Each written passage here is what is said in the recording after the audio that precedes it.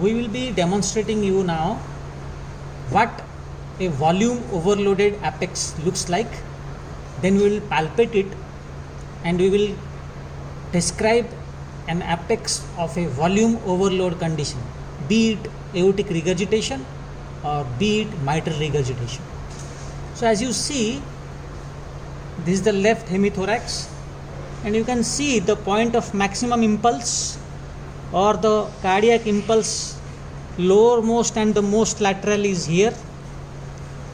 Here is the lowermost and the most lateral impulse, and if you see, if you want to locate it, it is outside the mid clavicular line. It is nearly in the approximating just inside the anterior axillary line here. So this is apex bit has been shifted outwards from the mid clavicular line. This is number one. When we palpate it, let us locate it. If we want to locate it, I will be counting the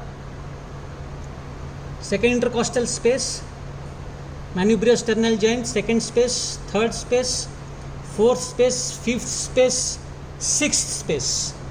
It is located in the sixth space outside the mid clavicular line. So this apex is a down and out apex. It has been shifted down to the sixth intercostal space and outside the mid clavicular line.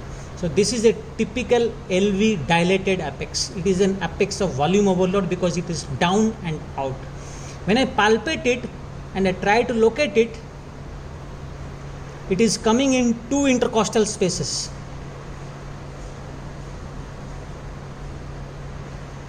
So it is a diffuse apex. It is coming in more than two intercostal spaces.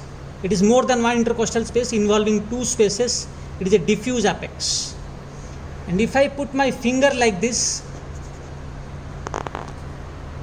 you can see it is lifting my finger,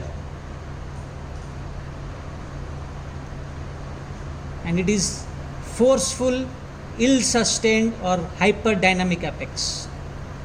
This is a forceful, ill sustained heave. Sometimes this heaving term is used, ill sustained heaving, or it is a hyperdynamic apex. This is a classical apex of volume overload.